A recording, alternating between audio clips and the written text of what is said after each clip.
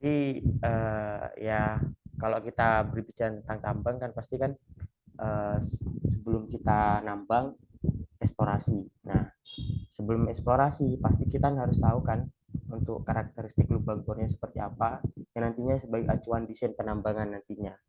Nah, dari penelitian saya ini karakteristik lubang bor itu menjadi acuan penting yang pertama untuk dilakukan uh, analisis. Setelah itu, ketika kita sudah melakukan karakteristik lubang bor ini dengan analisis statistik deskriptif, baru dilakukan analisis variografi lubang bor.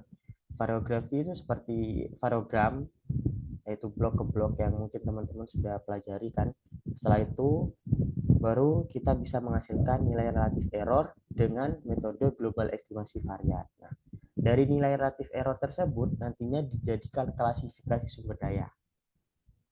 Klasifikasi sumber daya tersebut akan dibandingkan dengan SNI 5015 2019 tentang pedoman klasifikasi. Nah, dari perbandingan antara global estimasi varian dan juga SNI itu akan menjadi acuan untuk menentukan jarak lubang bor selanjutnya dengan klasifikasi yang pas. Seperti itu. Next, ini tinjauan pustaka mengenai batu bara, terus kualitasnya seperti apa, apakah dia masuk analisis proximat atau ultimate.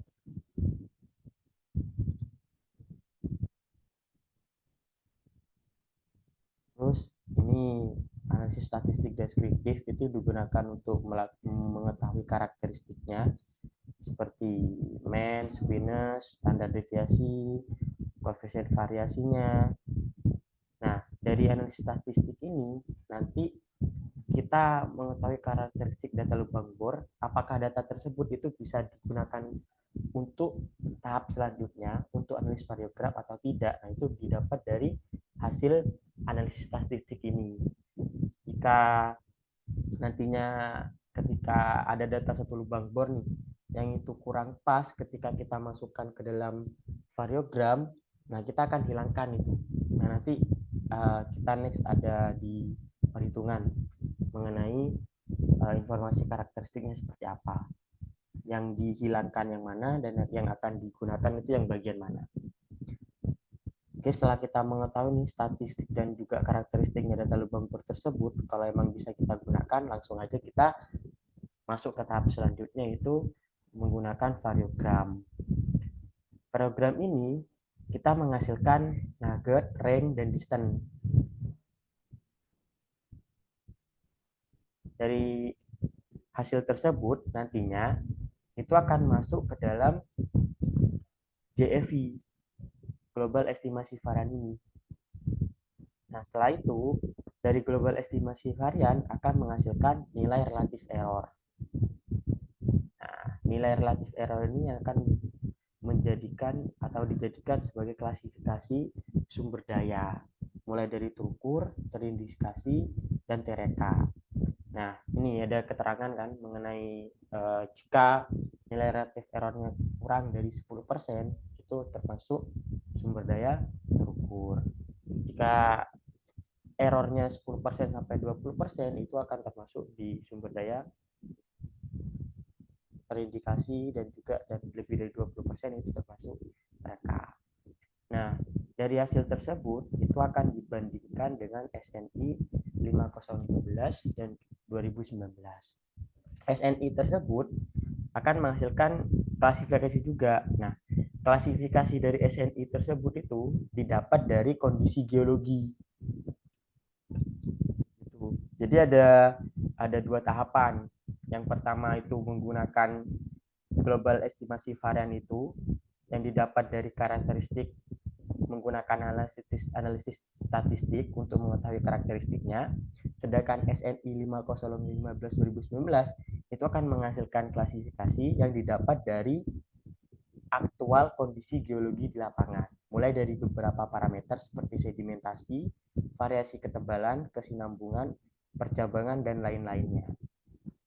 Nah, ini sudah ada di SNI 5015 2019. Ketika kita sudah mengetahui kondisi geologi aktual lapangan seperti apa, baru kita bisa menentukan sumber daya yang pas dengan jarak titik pengamatan dan jarak lubang bor yang pas. Itu teman-teman. Mungkin dari sini ada yang ditanyakan.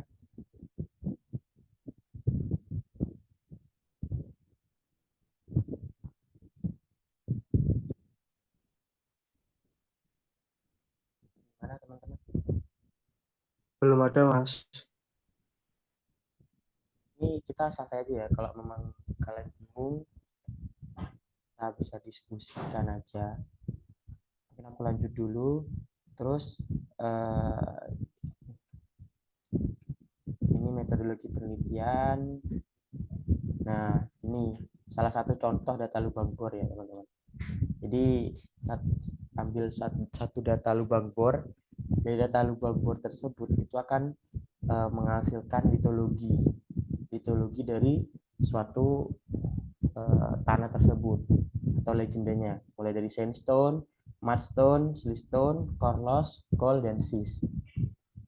Itu yang menjadi acuan kita untuk menentukan uh, jarak titik pengamatan atau jarak lubang bor sesuai dengan SNI 5015 2019. Jadi ya penelitian yang kemarin yang saya gunakan dari 1000 lubang bor yang digunakan hanya 95 lubang bor. Karena kenapa pakai 95 lubang bor? Karena ada beberapa data lubang bor yang memang isinya ataupun isinya tidak lengkap seperti CV, asnya datanya kurang. Akhirnya saya coba hapus-hapus dan olah-olah kembali dan menghasilkan 95 lubang bor yang pas yang dijadikan sebagai acuan untuk menentukan klasifikasi sumber dayanya.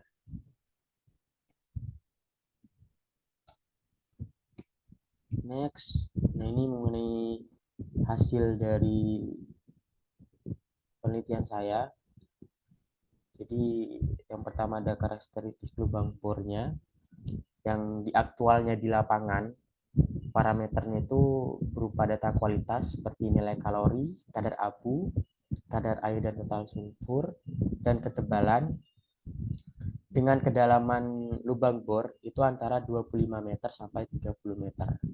Dengan jarak lubang bor itu di aktual di lapangan itu 100 meter sampai 200 meter.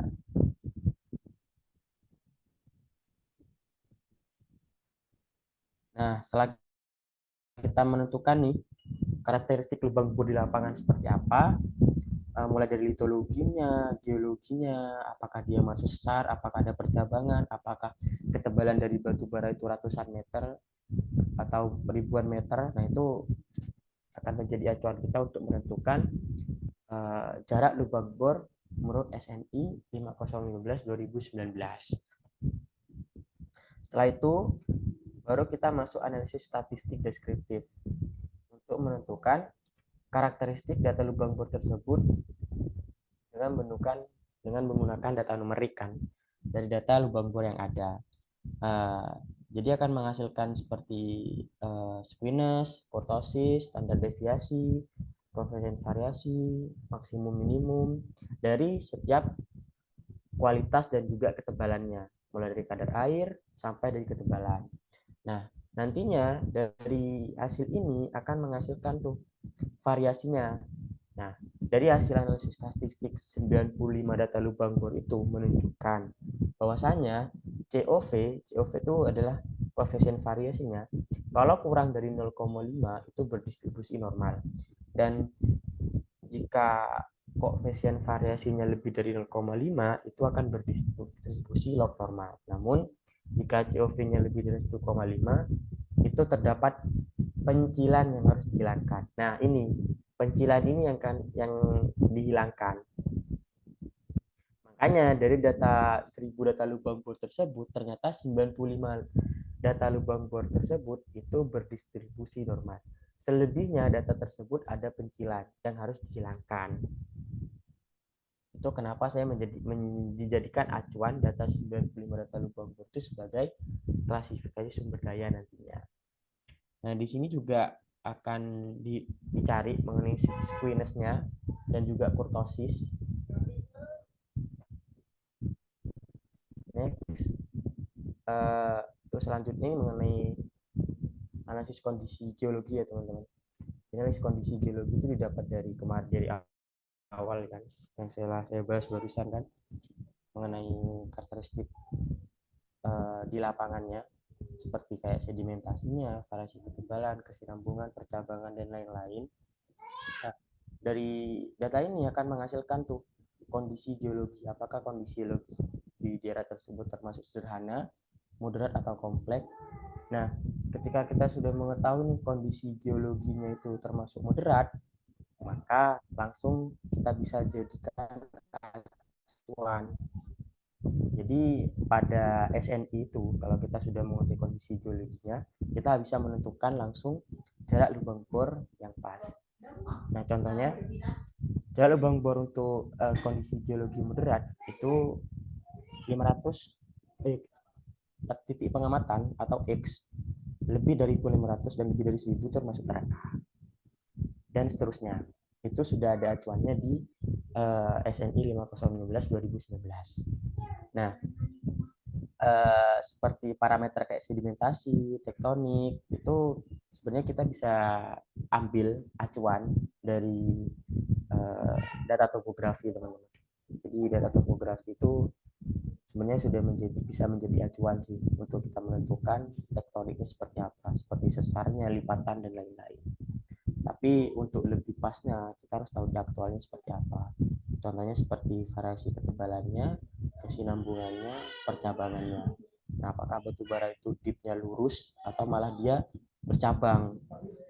Nah, itu yang menjadi analisis kita.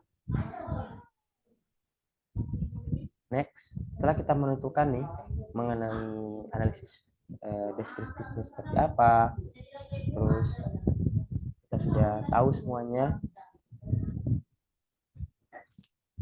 Cek, sudah keras atau belum? Nah, sudah Mas. Oke.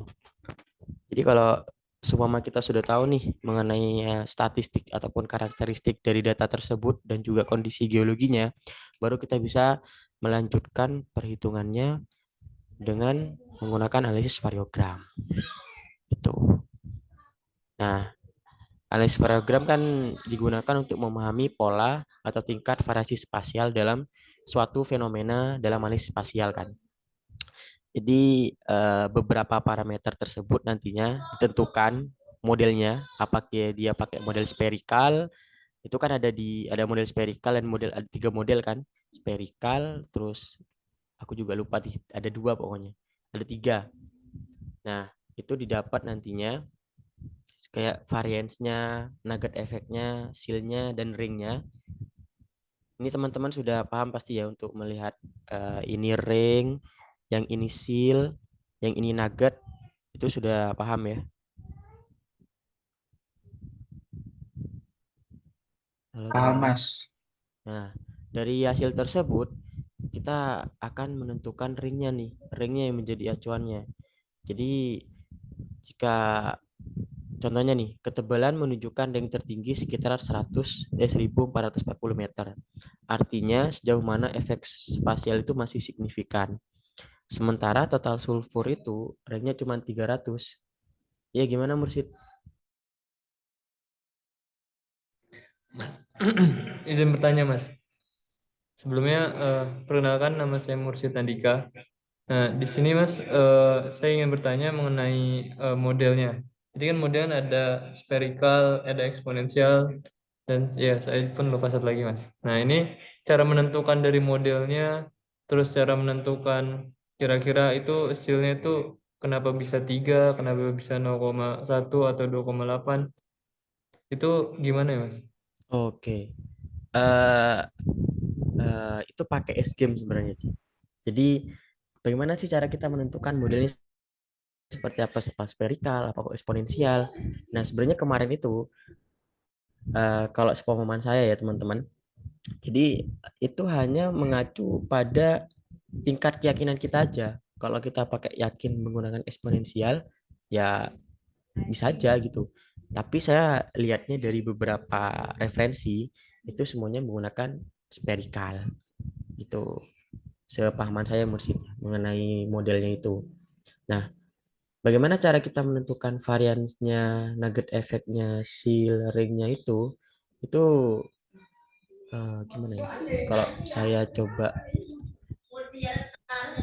bentar ya.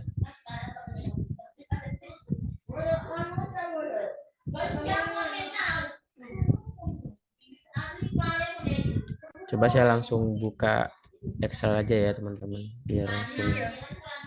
Iya.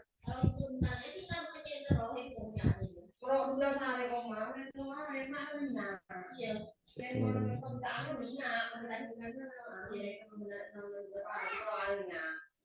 Nah ini dari sini ya, dari awal aja. Nah, jadi data lubang bor itu, ini kan data lubang bor nih banyak. Aku mulai dari awal ya, teman-teman sama Mursid juga ya. Jadi data lubang bor itu isinya seperti ini nanti. Kayak gini. Mulai dari kodenya, koordinat, kedalaman, ini. Terus itu akan menghasilkan seperti ini. Jadi saya pilah-pilah lagi, nanti menghasilkan data sekitaran ya 1000 lah, 1000-an. Nah, dari data tersebut nanti diambil lagi yang menghasilkan data 95 itu. Nah, dari data 95 itu nanti dihasilkan analisis statistiknya. Nih, dicari statistiknya.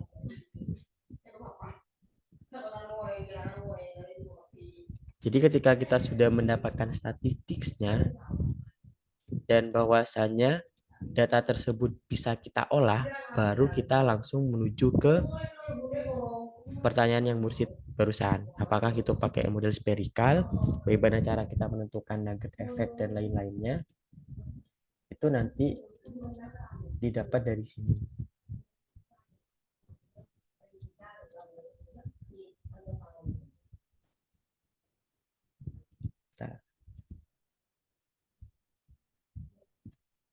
Nah, di sini teman-teman.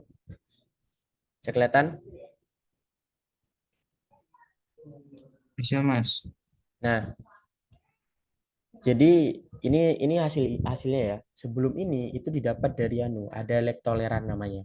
Jadi sampai teman-teman tuh harus ngisi dulu lab tolerannya seperti apa, terus deep-nya, terus deep angle-nya dari data lubang bor tersebut. Jadi ada data nih, ada data kayak gini nih banyaknya ya. 95.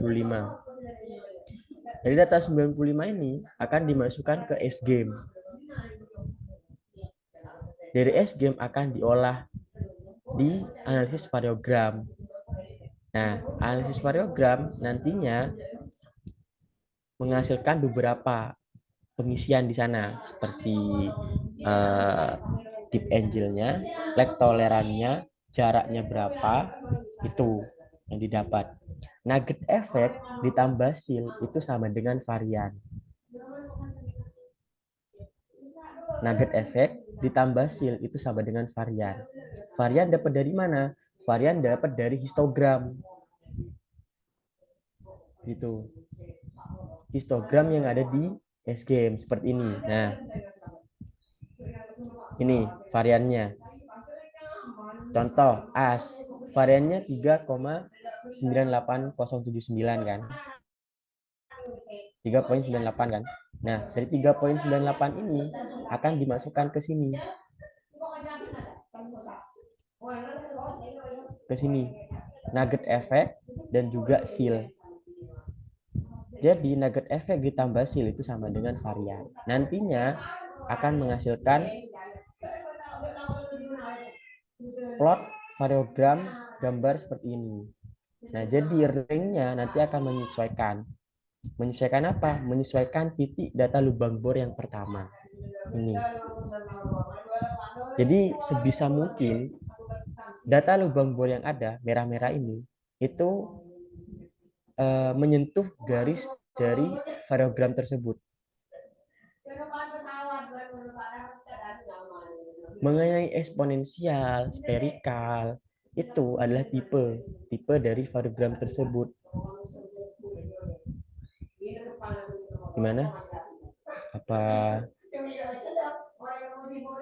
yang ada yang ditanyakan lagi, Mursid atau teman-teman yang lain?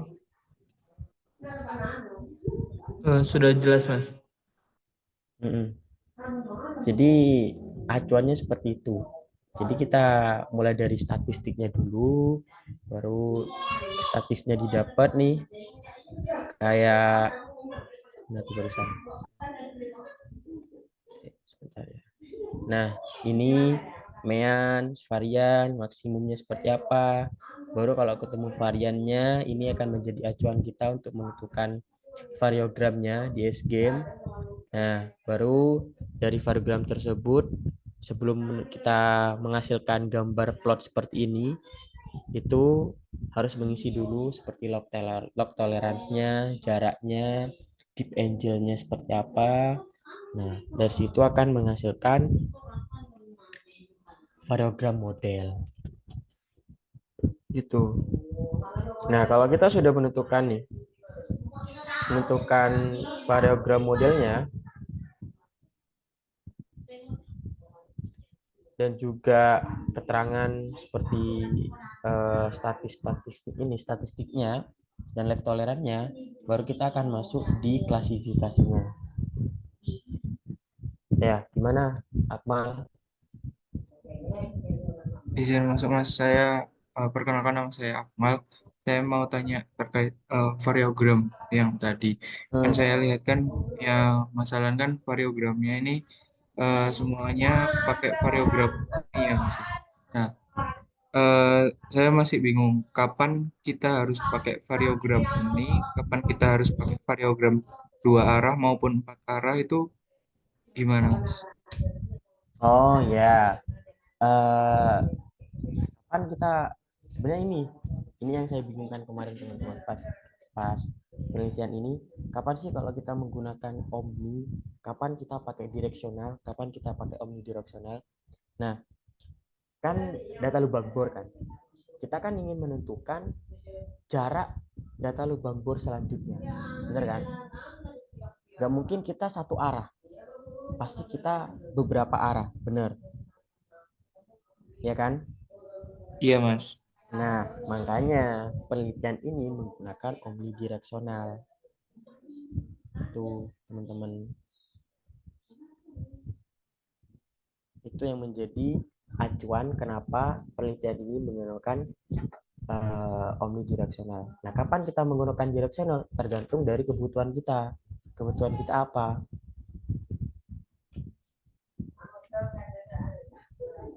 Kalau sepengumuman saya seperti itu. Oke, terima kasih Mas. Oke, ada lagi teman-teman yang ingin ditanyakan?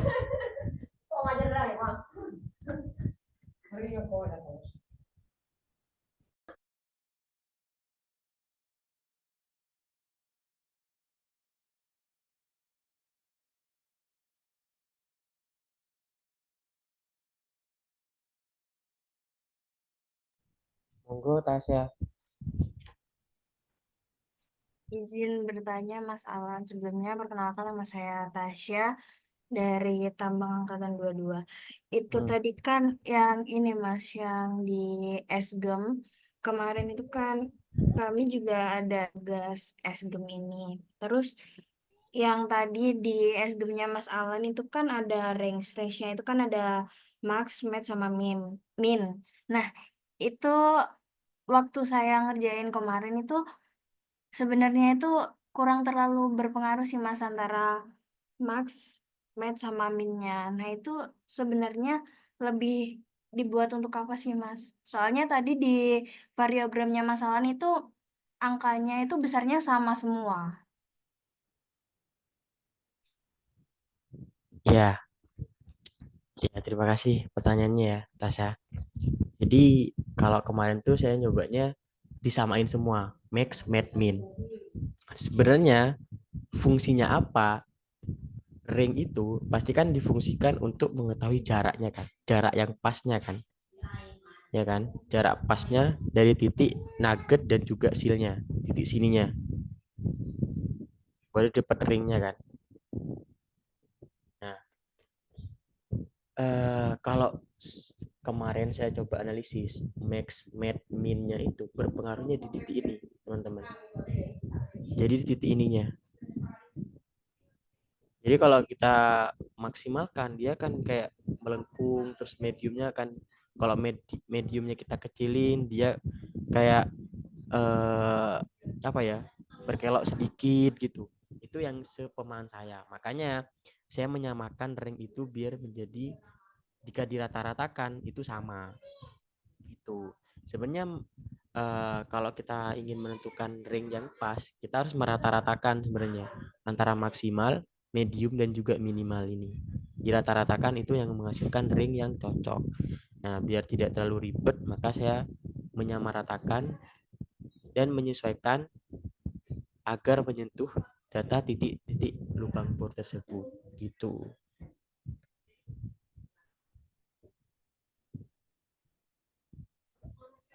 Ya teman-teman. Jadi kan kalau kita sebenarnya ini, kalau kita dalam membuat variogram kan pastikan pertama-tama yang sebelumnya ditanyakan sama si Akmal ya tadi ya, mengenai apakah direksional, apakah omnidireksional. Ya pertama-tama kita perlu tuh menentukan arah pencariannya dulu. Nah, arah pencarian itu yang menjadi acuan penting kita. Apakah dia termasuk isotropi atau dia masuk ke anisotropi, ke segala arah atau ke setiap arah. Nah, baru kemudian ditentukan nih toleransi jaraknya. Seperti nanti toleransi sudut juga, dan juga bandwidth-nya seperti apa, terus deep angle-nya juga, baru bisa kita menentukan bahwasanya variogram tersebut termasuk dari omnidireksional, di mana arah pencarian pasangan data ke segala arah atau arah tidak mempengaruhi pencarian pasangan data tersebut. Gitu. Kalau direksional itu kan pasti kan hanya fokus dalam satu gerakan aja kan. Jadi cuma arah itu aja gitu. Dan terpisahkan oleh jarak nantinya. Karena fokus kita itu ke semua arah untuk menentukan jarak lubang bor yang pas dari beberapa titik lubang bor yang ada, makanya dipakai omnidireksional. Dan itu nanti berpengaruh pada si range-nya nanti atau jaraknya dari variogram tersebut. Gitu.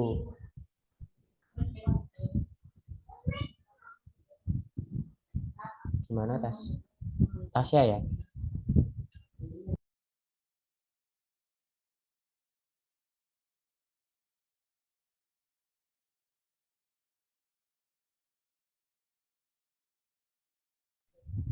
Oke, lanjut ya.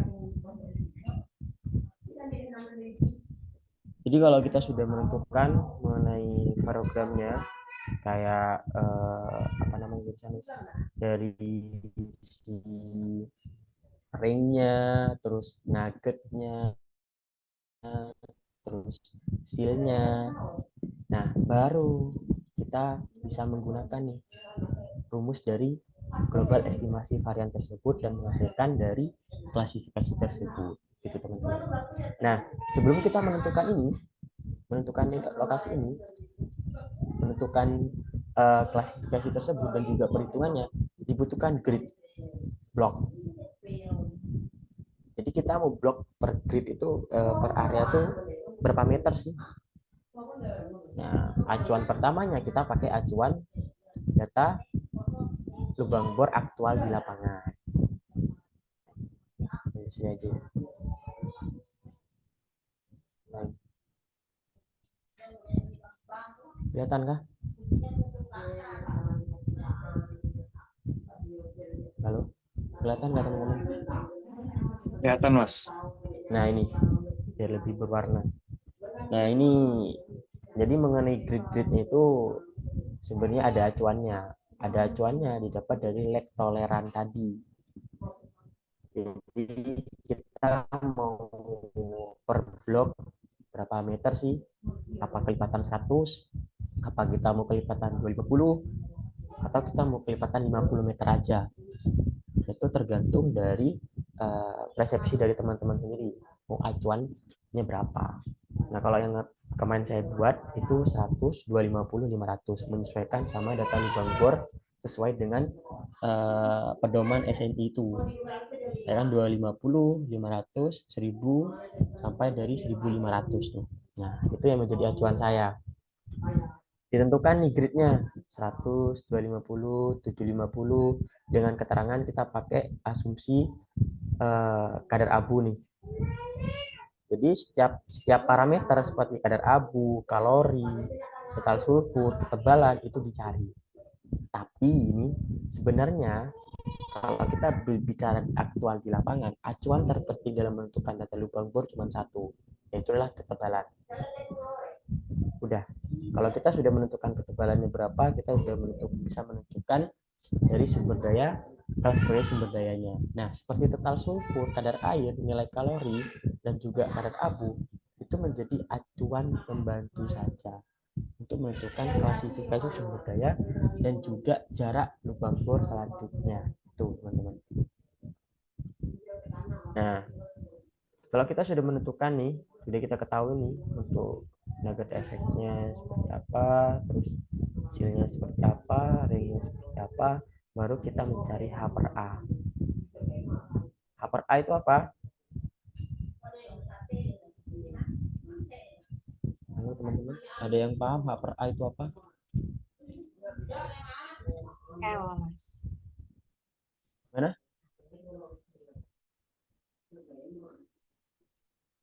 Ini nomogram varian ekstensi. Itu kan teman-teman sudah dapat kan? Jadi sebenarnya perhitungan saya itu tidak menggunakan perhitungan yang seperti kayak YV per blok SS dikalikan blok-blok itu enggak, tapi saya menggunakan nomogram yang menjadi acuan.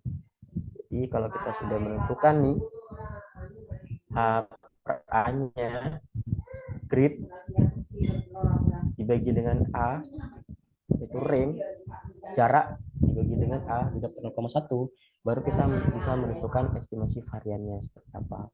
Estimasi varian ini didapat dari mana? Didapat dari ini, nomogram varian ekstensi. Contoh, kalau kita H per A-nya 0,4, berarti kalau kita tarik garis itu sekitaran 0,1. Itu untuk estimasi variannya. Teman-teman.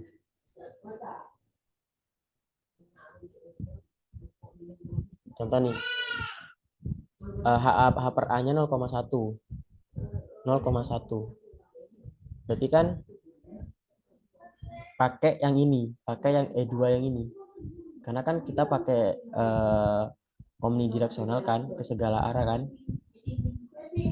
Nah, jadi didapat dari 0,04 nilainya. Itu teman-teman. Nah, setelah kita sudah menentukan nih estimasi variannya, baru cara menentukan JFI-nya itu dengan membagi antara fungsi Y2 dibagi dengan N. Seperti rumusnya ini. Jadi rumusnya JFI itu nih, varian estimasi dibagi dengan jumlah blok dari suatu luasan daerah atau area. Tuh. Oke, varian estimasi dipangkati 2. Ya kan? Oke. Silakan ada yang tanyakan.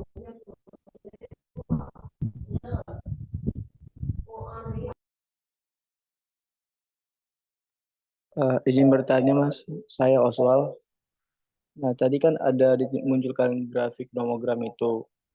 Nah, jadi saya melihat kemarin waktu kami di kelas itu kan kurang detail grafiknya. Kalau sampean itu semisal untuk cari tadi kan ada 0,88, 0,91 itu pakai perkiraan atau memang ada alatnya untuk baca grafiknya itu biar lebih detail gitu. Benar. Jadi sesuai saya yang ngomongin barusan Oswald. Jadi ada kekurangannya kan. Kekurangannya di mana? Di bagian kita menentukan estimasi varian. Jadi kalau kita pastikan kalau kita menentukan estimasi varian menggunakan nomogram ini, setiap orang berbeda-beda hasilnya. Benar kan? Makanya ini menjadi kekurangan dari penelitian ini gitu, karena tidak menghitung menggunakan rumus yang ini. Jadi rumus sebenarnya itu adalah nilai variogram rata-rata titik ke blok dikurangi dengan nilai variogram rata-rata blok ke blok dan juga dikurangi dengan titik ke titik. Itu yang menjadi rumus intinya. Karena sebenarnya dari varian estimasi ini sudah menampilkan nomogramnya, makanya memakai nomogram dari penelitian yang kemarin. Tuh. Sehingga menghasilkan nilai yang bervariasi. Cara mengambil datanya itu kemudian saya pakai penggaris. Jadi saya print terus saya garisi. Nah, dari garis tersebut saya mengestimasi sendiri gitu. Oh, ternyata didapat 0,04. Oh, didapat dari 0,091 dengan H/A-nya 0,27. Jadi seperti itu, Asfal. Mana? Yang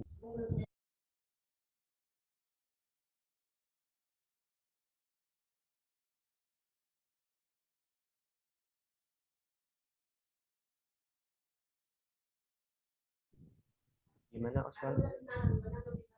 Cukup? Halo?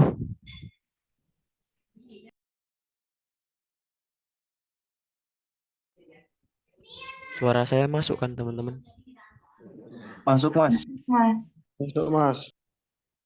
Oke.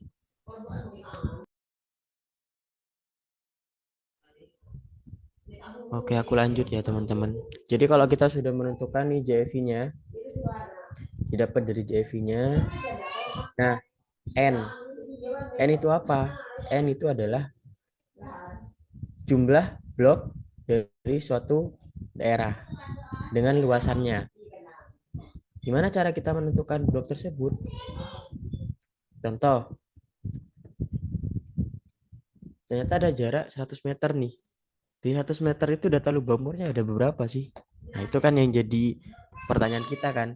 Nah, ini kita menggunakan lag tolerance, teman-teman.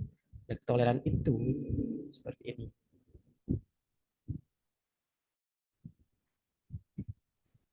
Nah, ini teman.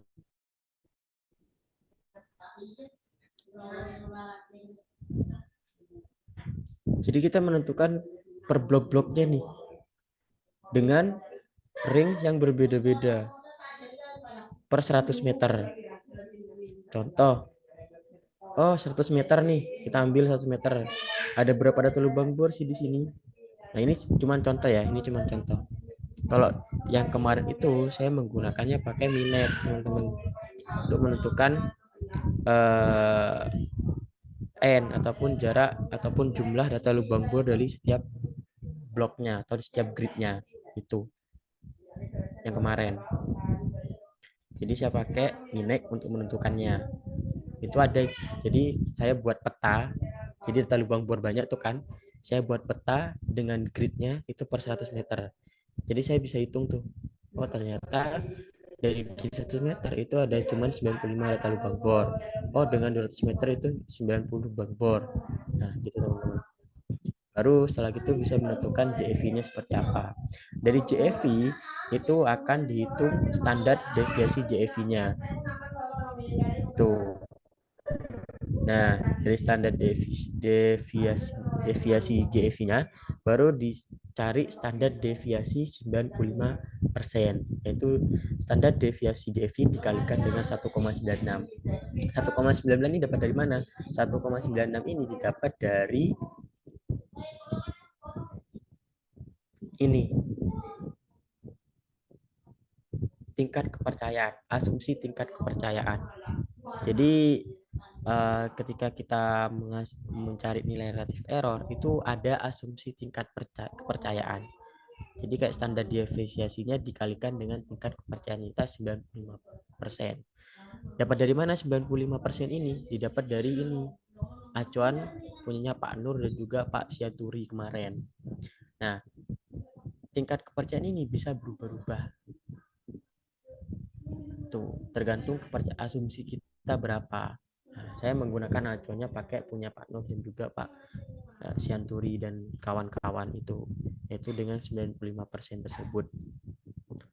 Nantinya dari data pengalinya tersebut,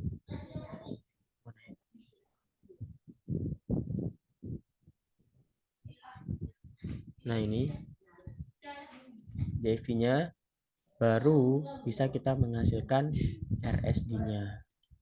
RSD itu apa? RSD itu adalah nilai relatif error-nya. Nilai relatif error itu sama dengan 0,2138 dibagi dengan 2,34. 2,34 ini dapat dari mana? 2,34 itu adalah ini nilai rata-ratanya.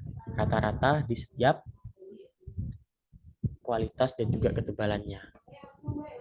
Dapat dari mana? Analisis statistik deskriptif. Nah, itu fungsinya analisis statistik deskriptif yang akan digunakan seterusnya untuk perhitungan nilai relatif error dan juga JFE. Tuh. Nah, setelah kita menentukan nih, setelah menghasilkan dari hasil ini, hasil dari relative error, baru kita bisa melakukan klasifikasi.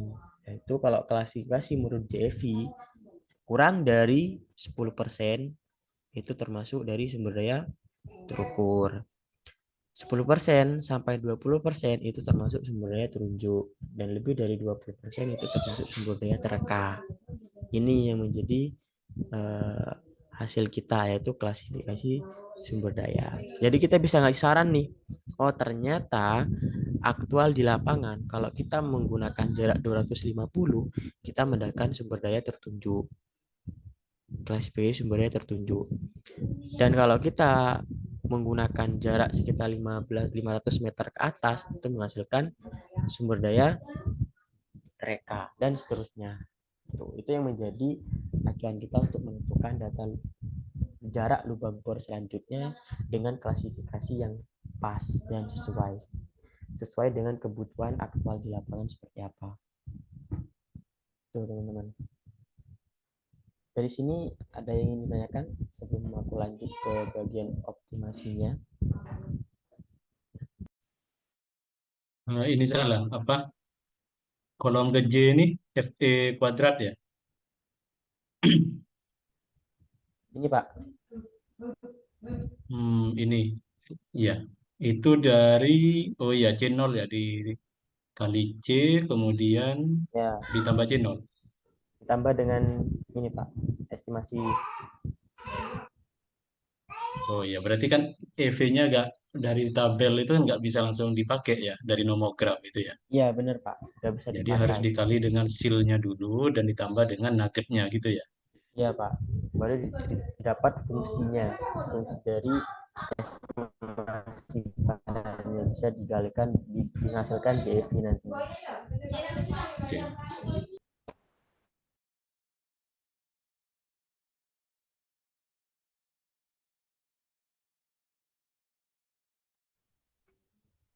Nah, bagaimana teman-teman?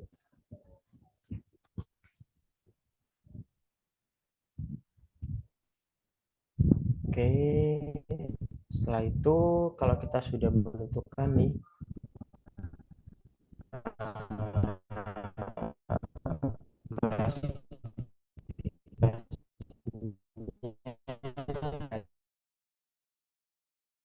error dari metode global, kita bisa bandingkan dengan SNI 5015 2009. Nih, jika kita sudah menentukan kan mengenai nilai relatif errornya dengan klasifikasi, dari mana kita membandingkan antara SNI 5015 2019 dan nilai relatif error pada data kualitas dan juga ketebalan batu bara. Nah, SNI 5015 2019 mengenai klasifikasinya kan didapat dari aktual kondisi geologi di lapangan, seperti sedimentasinya, tektoniknya, dan lain-lain, yang akan menghasilkan jarak lubang bor atau drill hole spacing-nya. Gitu. Nah, kalau menurut kondisi geologi moderat, jarak 0 sampai 250 meter itu termasuk dalam klasifikasi sumber daya terukur. 250 sampai 500 meter itu termasuk tertunjuk, dan 500 sampai 1000 dan seterusnya itu termasuk dari sumber daya neraka. Nah, kita akan bandingkan dengan data apa? Data dari hasil GF itu dengan beberapa data kualitas dan juga ketebalan. Contohnya nih, dari AS, CV, contoh AS ya. Ini AS. Oh, ternyata AS sudah sesuai. Di jarak ini 500 meter dia sudah masuk dari sumber daya tertunjuk. Dan contohnya ketebalan juga. Ketebalan ternyata 0 sampai 1500 meter itu masih dia masuk sumber daya terukur. Tuh. Jadi kita bandingkan tuh hasil dari global estimasi variannya dengan SNI 5019 2019. Tuh. Setelah itu baru dari perbandingan tersebut hampir sama, contoh kadar abu itu masih sama mengenai klasifikasinya. Yang akan berbeda itu di antara nilai kalori dan juga kadar air. Nah, ini kenapa berbeda? Bisa kita lihat teman-teman, bahwasanya mungkin entah itu datanya yang memang kurang atau seperti apa. Ini yang menjadi acuannya. Kenapa data itu bermasalah? Sebenarnya harusnya sama antara SNI sama relative error.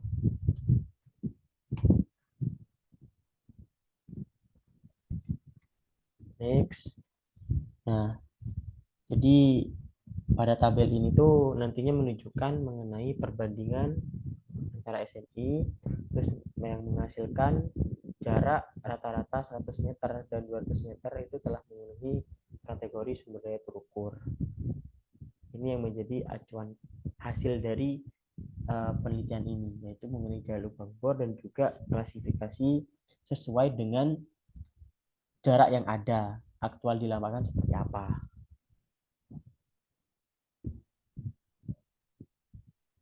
Terus ini mengenai kesimpulannya sih.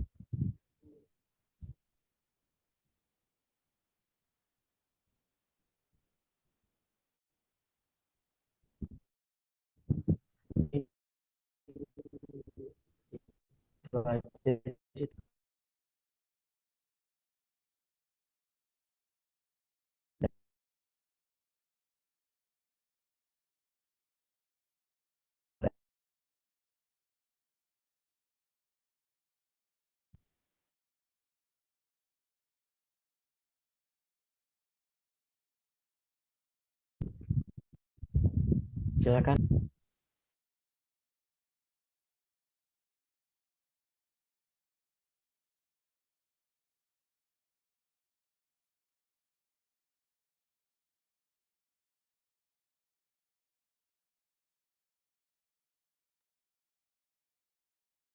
Oke, ada yang didiskusikan?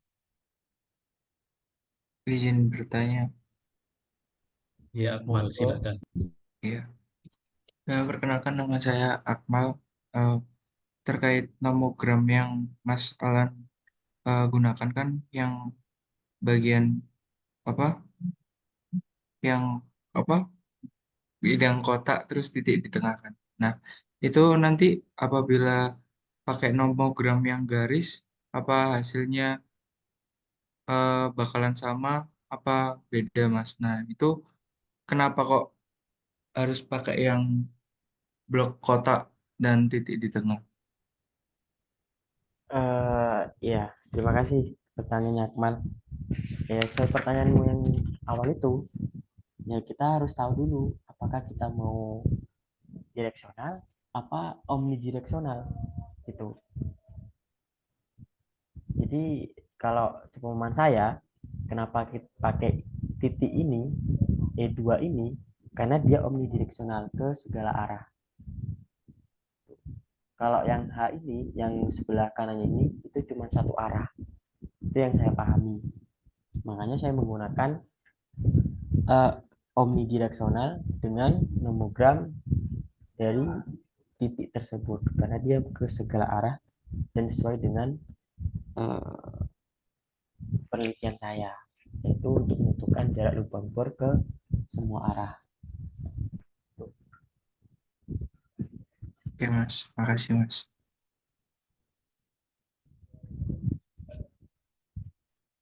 Ya ini kan datanya Sahla, koordinatnya X, Y ya. X sama Y. Iya Pak. Ya, jadi benar yang dikatakan Sahla tadi bahwa arah itu menjadi faktor penting ketika kita mau membuat entah itu variogram maupun varian estimasi. Nah, sehingga kita tentukan juga itu apa misalkan kenapa gak garis gitu ya normal juga. Karena kalau garis itu ya contohnya ya alur apa channel sampling gitu ya lurus cukup. Kalau punya Sahla ini karena XY tadi ya ada beberapa arah gitu, maksudnya X dan Y. Jadi ini X, ini Y, contohnya begitu. Sehingga nanti bentuknya blok per blok begitu. Oh, ini lubang bor pertama, ini lubang bor kedua, dan ini blok ketiga, dan lain sebagainya. Jadi bentuknya begini punya Sahla. Jadi kenapa pilih yang ini? Karena X dan Y itu tadi. Ada pertimbangan beberapa arah. Kalau sampelnya nanti berupa garis ya atau volume gitu ya, itu maka pakai nomogram yang lain. Nomogramnya beda lagi kalau yang volume nanti.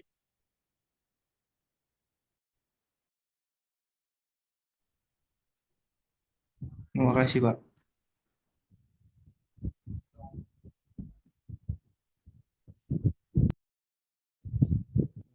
Mungkin ini sih.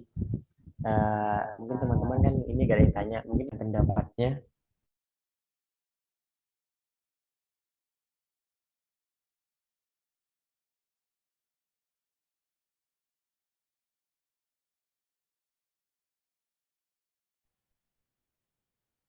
Oke, silakan. Ini ada Akmal, ada Oswald ini. Silakan gimana nih?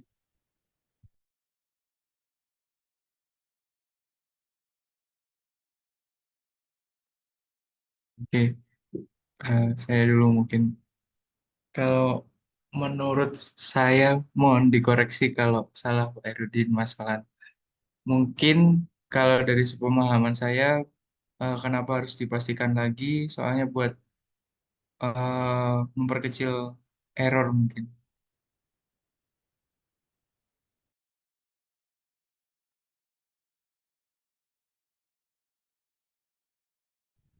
Oke, ada lagi? Saya izin jawab Mas. Oh, Sebelumnya perkenalkan nama saya Alfitra dari Tambang Angkatan 22. Mohon koreksinya juga untuk Mas Alan dan juga Pak Herudin. Mungkin kenapa perlu dilakukan pengecekan atau ya pengecekan lebih lanjut lagi itu karena takutnya ada perubahan ini apa sih namanya kondisi geologinya. Nah, setahu saya tuh kadang itu dari pengaruh kondisi geologi itu data yang awalnya udah didapat itu kan nggak sepenuhnya itu akurat. Jadi bisa jadi dipengaruhi oleh kondisi geologi yang mungkin berubah gitu. Jadi memerlukan uh, estimasi ulang gitu, Mas.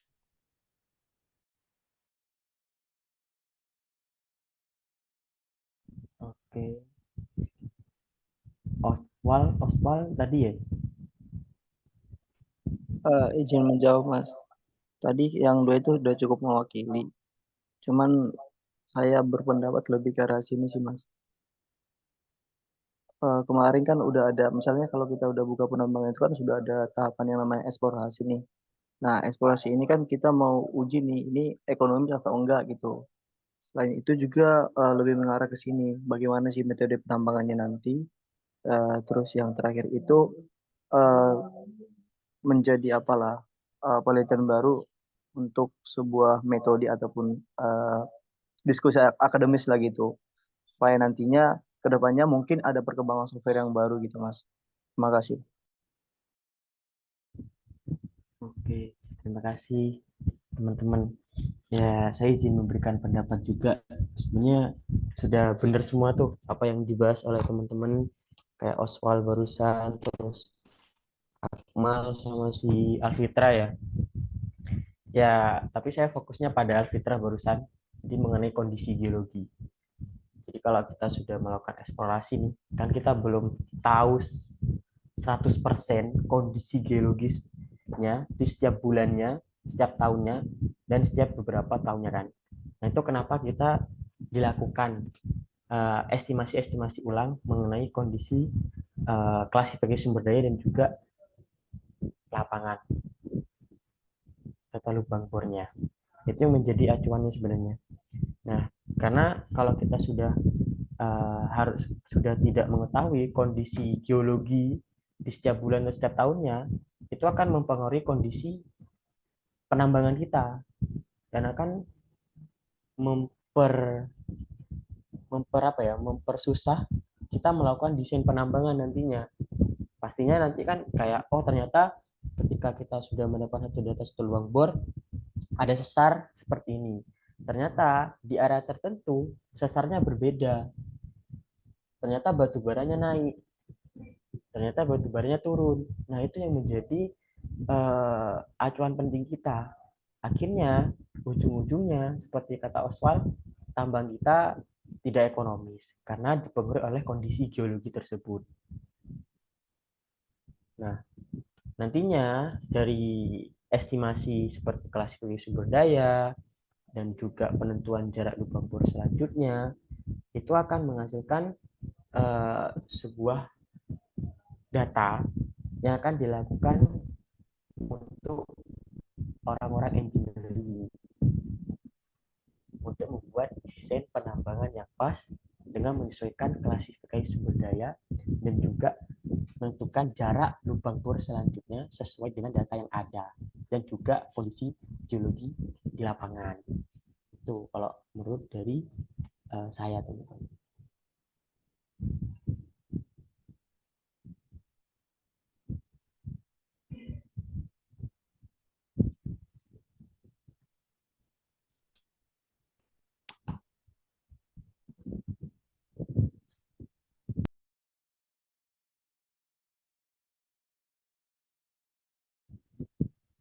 Oke, ada lagi?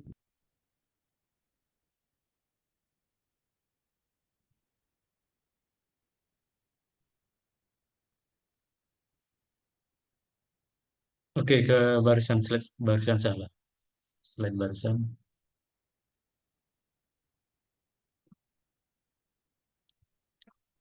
Saya berharap ya mahasiswa ini bisa ngitung ini ya. Jadi gimana rumus di Excel-nya? Gampang sudah ditunjukkan tadi ya. Bisa dilihat juga di rekaman nanti. Jadi kita tentukan dulu mengenai target, seal. Jadi variogramnya dulu harus benar gitu ya. Variogram dulu itu yang penting. Baru setelah itu kita bisa mendesain seperti ini. Ya, ini kan dari varian estimasi tadi ya, sudah dijelaskan tadi. Kemudian ini N-nya, GEV jangan lupa ya, GEV itu dari Global Estimation Variance, sudah bagaimana perhitungannya tadi sudah dijelaskan. Ini akar gitu ya. Kemudian yang standar yang 95% ya dikali 2 gitu ya, yang dikali 2, kemudian ini dibagi dengan banyaknya data. Jadi kalau misalkan datanya ada N-nya ya dibagi ini. 95 berarti dibagi 95. Nah, 95 ini dari mana? Dari kotak. Ya, kotak-kotaknya itu ada berapa? Jadi kemarin kan saya memberikan contoh misalkan garis gitu ya. Garis kemudian kita sampling itu ada berapa? Ada 160 meter ya contoh soalnya ya. 160 meter diambil sampling sebanyak 20. Nah, 20 sampel. Nah, masing-masing jaraknya berapa? Jaraknya itu 8 meter. Kalau kalian masih ingat. Jadi yang jarak itu yang ini, yang grid ini, yang 8 meter itu. Sedangkan yang jumlah sampling yang 20 itu adalah yang N ini. Jadi kalau kita pakai data yang kemarin di contoh soal itu, yang N-nya berarti 20, grid-nya 8 gitu. tinggal dimasukkan aja ke rumus ini nanti. Oh, ternyata di sini kurang dari ini masih belum ini belum persen ya. Salah. Ini belum dipersenkan sepertinya sama saya. Oke, sebenarnya ini kan Belum, 9% Bapak. ya ini ya. Iya, 9% tuh, Pak. Iya, 9%. Karena kurang dari 10%, makanya di sini klasifikasinya terukur. Ini terunjuk, terunjuk, tereka, tereka gitu. Ini nanti keluar ini yang penting, informasi ini. Kalau SNI kan lihat kondisi geologi dan lain sebagainya ya. Kita juga lihat variogram selain dari kondisi geologi. Untuk menambah informasi. Contoh juga ilustrasinya begini. Saya ingin memperoleh kadar abu gitu ya di blok penambangannya Sahla tadi. Saat ini spasinya itu misalkan 750.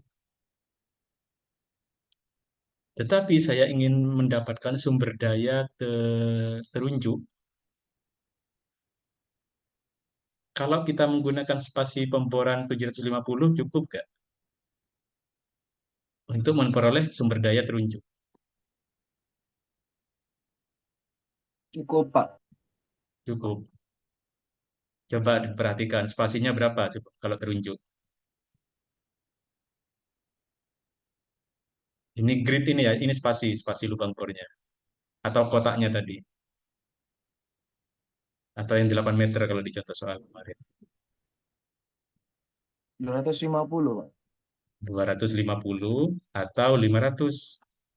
Jadi kalau kita 750 meter jarak tiap lubang bor, kita ingin dapat sumber daya terunjuk, masih kurang. Minimal 500 meter gitu. Kalau ingin dapat informasi terunjuk. Oke, kadar abu informasinya sumber daya terunjuk di sini. Tapi saya ingin dapat terukur. Maka di sini gridnya adalah 100 meter atau jarak lubang bornya 100 gitu. Lebih rapat lagi. Nilai kalori begitu pun ya. Kalau kita perhatikan di sini 1.500, 1,5 kilo. Sudah terukur di sini. Jadi nggak perlu nambah ini lagi, nggak perlu nambah lubang bor sampai 100, nggak perlu. Kalau hanya untuk nilai kalori ya. Nah, tapi kan kita lihat semua nanti ketebalan, total sulfur, kadar air. Jadi kalau membacanya begitu. Tergantung kita mau dapat informasi apa. Kalau hanya nilai kalori saja, 1,5 kilo itu sudah cukup untuk mendapatkan sumber daya terukur. Nggak usah ngebor lebih lebih ini lagi, lebih rapat lagi ya. 1.750, ini kan ngabisin uang ini gitu ya. Jadi nggak perlu gitu. Itu kalau nilai kalori. Tetapi yang lain dilihat juga gitu. Oh, ternyata terunjuk ini. Nah, di spasi 750 itu sudah memperoleh informasi sumber daya terukur. Ya, jadi nggak perlu misalkan di bor lagi 500, 250, 100, nggak perlu. Berdasarkan hasil ini. Tapi nanti kalau misalkan di bor ternyata menghasilkan variogram yang berbeda, ya tergantung tadi ya informasi. Kan itu bisa berubah ya. Dan seiring dengan nambahnya jarak lubang bor, informasinya bisa, bisa berubah. Tergantung tingkat keyakinan geologinya. Nah, total sulfur juga sama, cara membacanya seperti itu. Ketebalan juga sama. Jadi kalau misalkan ketebalan batu bara, saya ingin mendapatkan sumber daya terukur. Jaraknya cukup 750. 100 boleh, ya boleh. Tetapi kan ngabisin uang gitu ya. Dan 750 aja sudah jaraknya hampir 1 kilo aja sudah terukur gitu. Jadi ngapain diperapat lagi gitu. Ini nanti yang akan menjadi patokan ketika kita sudah mau melakukan klasifikasi. Yang dilihat adalah variogramnya. Tetapi kalau SNI yang lihat hanya jaraknya aja. Kalau jarak kurang dari 100 misalkan, itu terukur gitu. Tapi kalau global estimation varian itu melihat variasinya, variografinya juga. Itu yang menjadi penting dalam estimasi untuk spasi lubang bor.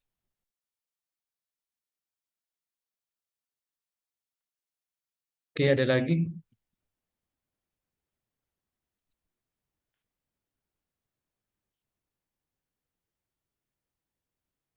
Oke, jangan lupa presensi ya. Silakan presensi.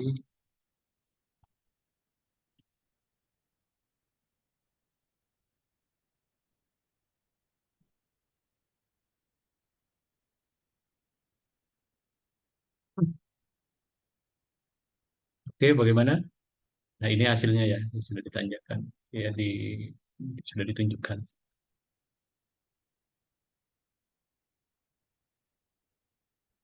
Kira-kira bisa nggak buat Excel-nya seperti tadi yang ditanjak, yang di apa, yang ditampilkan oleh Sahla ini? Variogram Excel gitu ya. Kemudian keluar nilai, oh ini sumber daya terukur, mereka sumber daya terukur.